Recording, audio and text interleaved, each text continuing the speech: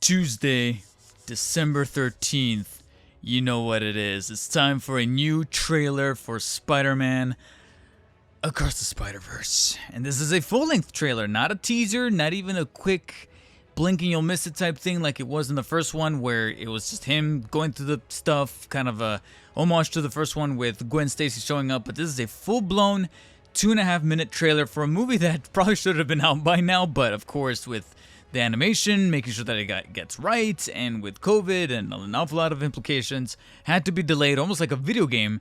But frankly, that's okay, because I love and respect Spider-Man Into the Spider-Verse. It is no surprise, I've mentioned it a handful of times here on the channel, and so it was kind of an animus that I was going to be doing a reaction to whatever trailers they have to pump out for this. Albeit, I might start holding back once we get closer to release time because I don't want to get spoiled too much.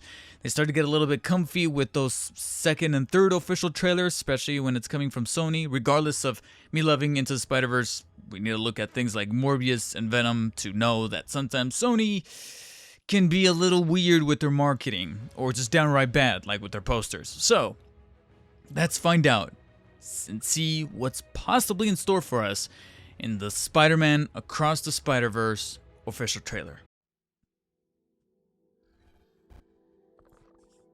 Of course, that's Sony and the classic style of intro with the different...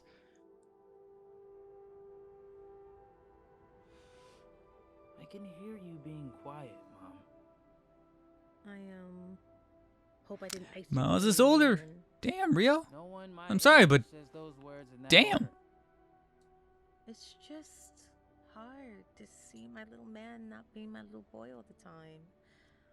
Yeah. Maybe because she was in Scrubs in the first one, but I don't remember Rio looking like this. Boy. Oh, Stan. Making sure he is loved, that he feels like he belongs wherever he wants to be. Harkening back to the first one. God, I love the first. It's so rewatchable. Great big things. Not bad, kid. Is that new? Yeah, it is new. And Oh, I his worry suit is a about little most. revamped. I just noticed the stripes on his side. Is they won't look out for you like us. Miles! Want to get out of here? Wherever you go from here, you have to promise to take care of that little boy for me. Make sure he never forgets. where he Oh, came I did so many Spideys, and I did see Insomniac Spider-Man. I did see him. And he never doubts that he is loved, That shot that they were teasing for a while. Oh, and he never lets anyone. who's that? tell him Oh, that's he a doesn't belong there. big bulky one. Maybe it's him for the few. You gotta promise, Miles. So I much. promise. Hmm.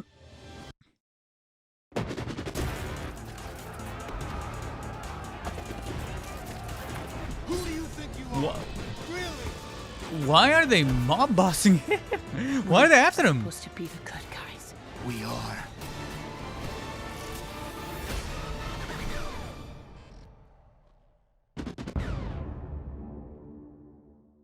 He didn't sound like a good guy when he said that. Why? Sony, come on. See, this is what I'm talking about, Sony.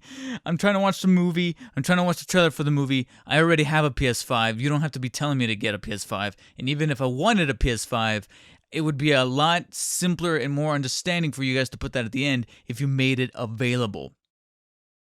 And stop crying about the Activision acquisition, all right? Let the FTC worry about that, whatever it is that they got going on over there. Stop bitching. Anyways, let's get back to the trailer. So, I'm at a crossroads. I'm at a little bit of an impasse here because there's a part of me that wants to break down the trailer frame by frame, but at the same time, that's actually one of the wonders about this not only this franchise, but the first movie is having that replayability of witnessing something in the background for the first time, despite having it be my third or fourth time watching the movie. That was always that little onion that I like to peel back layer by layer by layer, or cake, as Donkey likes to call it.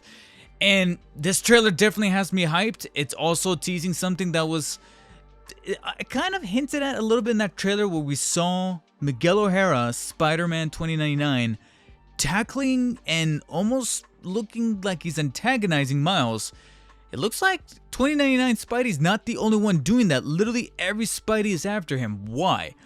Something tells me that because it's a younger demographic movie, even though Into the Spider-Verse I feel like it's for everybody, it was definitely for me. There's probably some form of misunderstanding going on. I feel like there's going to be some framing of some kind, but is it just me, or did they redesign 2099 Spidey to look yoked? And for a second, they also made him much more dark skinned than it was in like other source materials that I've seen Miguel O'Hara in.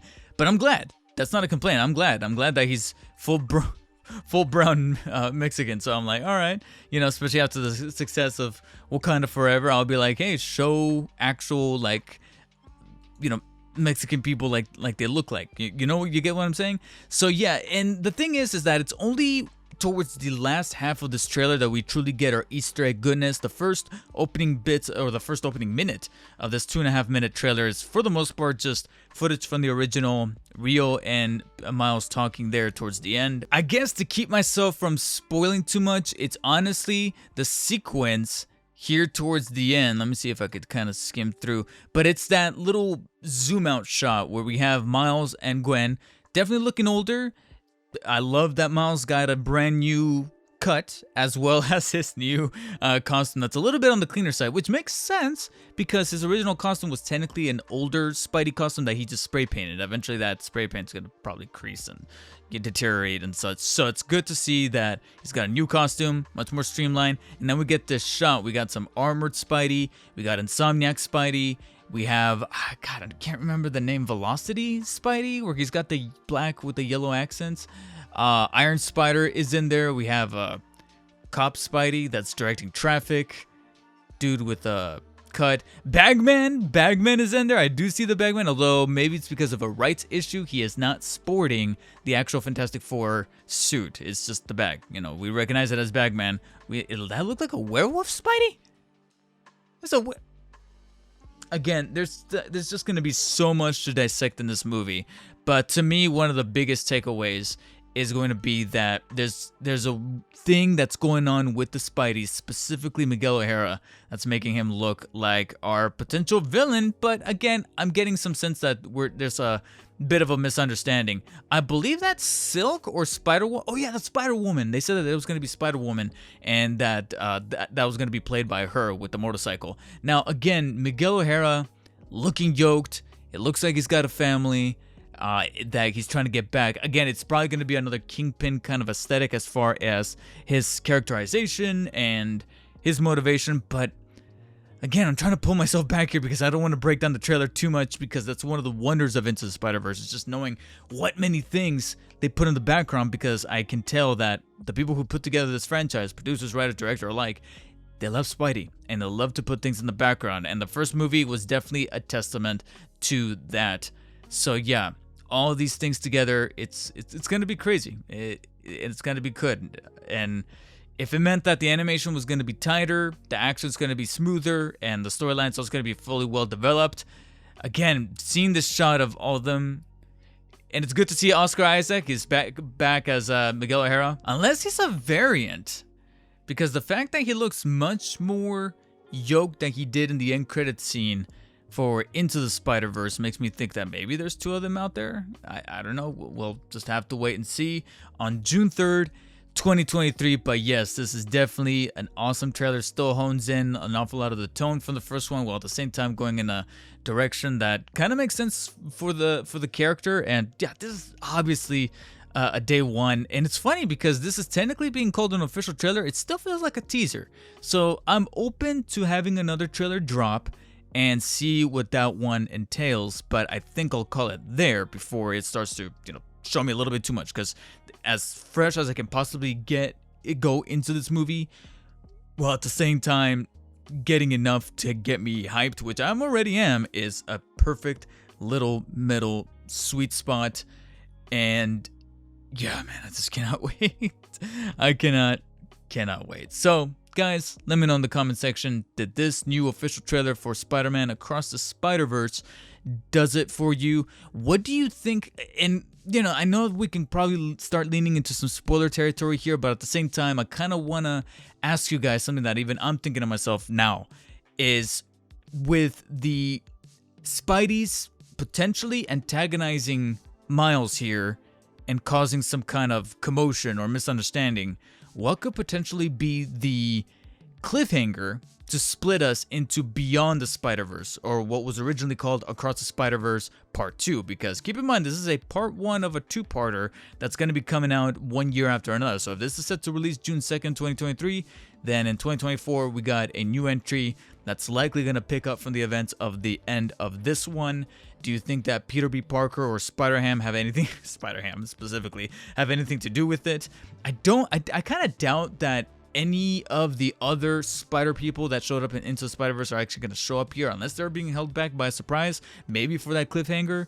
But the only thing that we can get from this trailer is that we got Miles, Gwen Stacy, and it looks like Peter B. Parker is coming back as well, which on the one hand, I'm kind of glad that he is, because I love that version of Peter, the bummed down middle-aged Peter Parker. It looks like he's got back into fitness. He looks a little slimmer down, even though he's wearing like a robe of some kind. But at the same time, it kind of dilutes just a little bit of the impact of that original ending, because him going back and staying in his universe with MJ was kind of like the catharsis for this character. So if I was to nitpick or complain anything about the trailer here, it would have to be that. But what are your guys' thoughts, either positives or negatives alike? Let me know in the comment section. Thumbs up the reaction if you enjoyed it, thumbs down if you didn't, and of course, subscribe for more Spidey goodness. And for potential more reactions if we get more content for Across the Spider-Verse, or a new trailer for Marvel's Spider-Man 2. That means you, Insomniac. You guys were referenced here in this trailer. It's your move now. I saw your PSN page go up. All right, I saw it. What are you guys going? You're up next. Take care, guys, and stay humble.